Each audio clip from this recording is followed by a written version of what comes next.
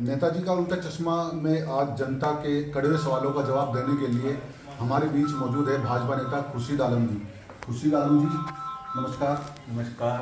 आज तक गांव तक में आपका स्वागत है। आप दोनों का, आपकी पूरी टीम का यहाँ पहुँचने पर अभिवादन करता हूँ, स्वागत करता हूँ।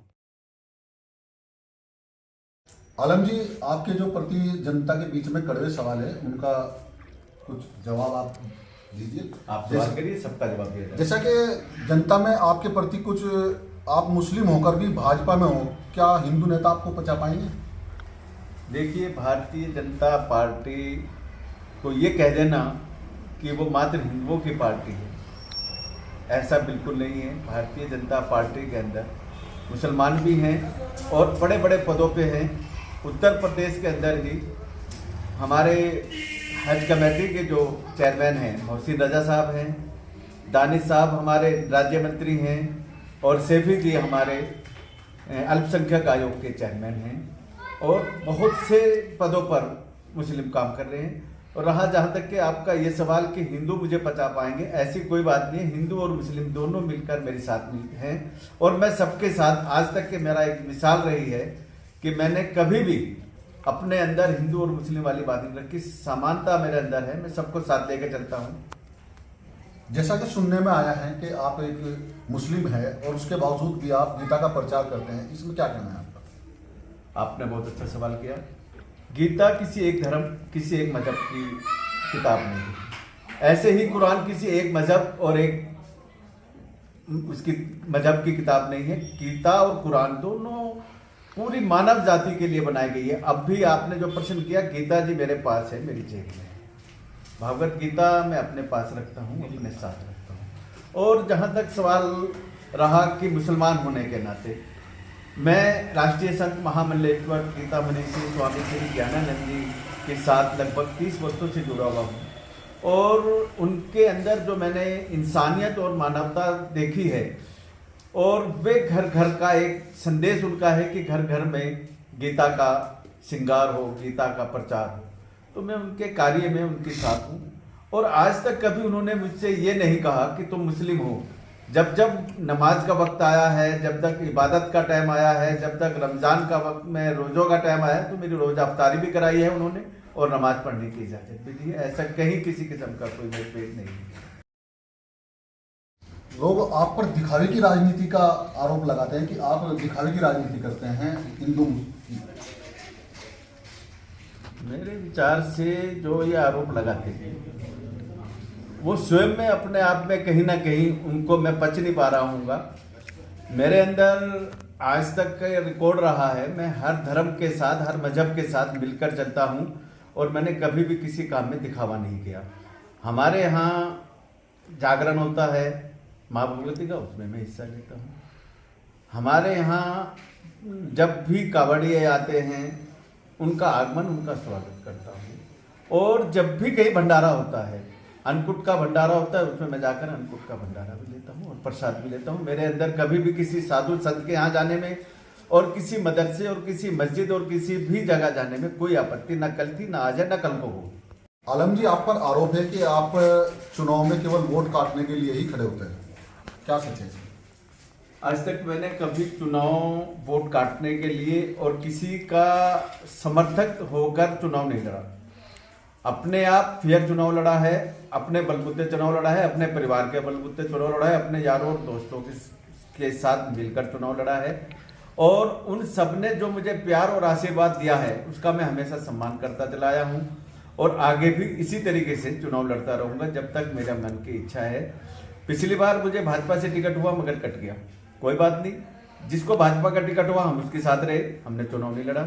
और अब भाजपा की दावेदारी मैं कर रहा हूँ और माननीय मुख्यमंत्री जी ने जो एक संदेश दिया है कि प्रत्येक जिले में कम से कम एक मुस्लिम को चुनाव वैसे लड़ा जाए, तो मैं ये मान के चलता हूँ उस श्रेणी में मेरा नाम आएगा और निश्चित रूप से मैं यहाँ से आप सबके सहयोग से और अपने सभी जनतावासी कस्बे वासियों के सहयोग से मैं जीत कराऊंगा। आलम जी, आप पर एक और आरोप है कि आप चुनाव में हर बार अपनी दावेदारी पेश करते हैं लेकिन उसके बाद आप पैसे लेकर बैठ जाते हैं, इसमें कितनी सच्चाई है? बहुत अच्छा प्रश्न किया आपने। मैं भी चाहता था कि ऐसा कोई प्रश्न आप करें। आज तक के ना तो कोई पैसे देने वाला मेरे पास आया, ना कोई पैसे दिलवाने वाला। मैं आपके माध्यम से, आपके चैनल के माध्यम से एक संदेश जरूर मैं चाहूँगा उन भाइयों को देना जो अपने अंदर छोटी मानसिकता रखते हैं। वो कम से कम ऐसे व्यक्ति को एक बार आपके या मेरे सामने लेकर आए। आलम जी, मेरा गांव तक में आज आपसे लास्ट सवाल, जैसा कि जनता का सवाल है कि आप हरियाणा में रहकर भाजपा की राजनीति करते हैं और अब चुनाव के टाइम पर आप झिंझाना में आए हैं, इसमें क्या कहना है आपका? हरियाणा में रहकर भाजपा की राजनीति नहीं मैं करता, मैं झिंझाना में रहकर हरियाणा की राजनीति कर रहा हूँ। कारण कि माननीय मुख्यमंत्री जी जो हरियाणा के मनोहर लाल जी हैं, उन्होंने एक दो कार्यक्रमों में जो हमारे भारतीय जनता पार्टी के उस दौरान हो रहे थे और मुझे उस टाइम पे भारतीय जनता पार्टी के चुनाव की जिम्मेदारी हरियाणा में मिली थी, तो उनसे 2-3 सभाओं में अलग अलग मुलाकात हुई। मुलाकात होने के बाद में उन्होंने विचार सुनने के बाद में कुछ विचार जो मंच पे देखे वो सुने और उन्होंने कहा कि आलम जी, आप हमारे साथ हरियाणा में आइए और आप यहाँ संगठन के लिए काम करिए। माननीय मनोहर लाल जी का मैं आभारी हूँ कि उन्होंने मुझे अपने साथ वहाँ पर अपनी कई जगह, जैसे कि हमारी हज कमेटी की, मुझे हज कमेटी में अच्छा सम्मान मिला, जिले में भारतीय जनता पार्टी अल्पसंख्यक मोर्चे का प्रवक्ता बनाया। माननीय मुख्यमंत्री जी की जो एक सलाहकार समिति 22 आदमियों की थी, उस 22 आदमियों की समिति में भी मुझे अपने उन्होंने रखा। तो मैं झिंझाना वासी होकर, यूपी का होकर, मैंने राजनीति में हरियाणा के अंदर भारतीय जनता पार्टी का मुसलमानों को साथ लेकर कद बढ़ाया है। उस कद बढ़ाने में मैंने पानीपत से लेकर जमुनानगर तक जो भी पूरी बेल्ट जमुना की थी और जो इसमें हमारे मुसलमान भाई थे, उन सबको भारतीय जनता पार्टी में साथ लेकर आया हूँ और भारतीय जनता पार्टी के लोकसभा में और विधानसभा में जीत दर्ज करवाई। आलम जी, जैसा कि आप चुनाव मैदान में हैं, आपके द्वारा जनहित में क्या क्या कार्य किए गए? जनता का ये सवाल है कि आपने क्या कार्य किए? जनता ने अगर मुझसे ये पूछा है कि मैंने क्या कार्य किए हैं, लगभग 40 साल से मैं पत्रकारिता में भी हूँ और राजनीति में भी हिस्सा लेता रहा हूँ, सामाजिक कार्य में भी मैंने बहुत हिस्सा लिया। सर्वप्रथम ऊन रोड पर 1980 में काली के मंदिर को बनवाने में मेरा सबसे अहम रोल था। जग बहादुर जी कश्यप जो उसका निर्माण करा रहे थे, उस टाइम के उप जिला अधिकारी, उन्होंने वहाँ से मंदिर हटवाने के लिए, जो वो निर्माण कर रहे थे उसके लिए उन्होंने उनको कहा, मगर हमने स्वयं वहाँ पर खड़े होकर मंदिर का निर्माण कराया। उसके बाद में 1981 में हमें जब ये मालूम हुआ कि यहाँ से अस्पताल की जो व्यवस्था नहीं है और वो उसके लिए हमें शामली जाना पड़ता है, तो लोकपति त्रिपाठी उस टाइम के स्वास्थ्य मंत्री हुआ करते थे और माननीय विद्याभूषण जी जो कैबिनेट मंत्री हमारे मुजफ्फरनगर से थे, हम उनके ग्रुप में थे, उनके साथ में रहा करते थे। तो उस टाइम हमने जाके माननीय मंत्री जी से अनुरोध किया, तो उन्होंने यहाँ 25 बेड का अस्पताल मंजूर करा दिया था। मगर यहाँ के उस टाइम के तत्कालीन चेयरमैन, उनकी छोटी मानसिकता रही, या ये मान लीजिए कि वो उन लोगों के बीच में बैठते थे जो गरीबों की नहीं चाहते थे कि गरीबों का कुछ अच्छा यहाँ पे हो। और वो अस्पताल जब वापस जाने लगी, उसका पैसा वापस जाने लगा, तो उस टाइम के विधायक सुमांश प्रकाश जी ने हम लोगों से रिक्वेस्ट की कि आप लिख कर दे दें कि यहाँ जगह उपलब्ध होने के ना कारण मैं इसको थाना भवन में बनवा दूंगा, और वो हॉस्पिटल थाना भवन में बना। ऐसे ही अनेकों उदाहरण हमने यहाँ कर आपसी भाईचारे के लिए किए। नगर पंचायत में एक लिपिक हुआ करता था जिसके ऊपर भ्रष्टाचार और अश्लीलता का आरोप लगा, उस संघर्ष समिति का मैं संयोजक रहा हूं और उस संयोजक रहते हुए हमने यहाँ 3 दिन तक लगातार प्रदर्शन किया। नगर की जनता का, बाजार वालों का पूर्ण सहयोग मिला और उन सबके सहयोग से हमने उस कर्मचारी को यहाँ से निलंबित ही नहीं कराया, मगर निलंबित होने के साथ साथ में उसका ट्रांसफर भी कराया।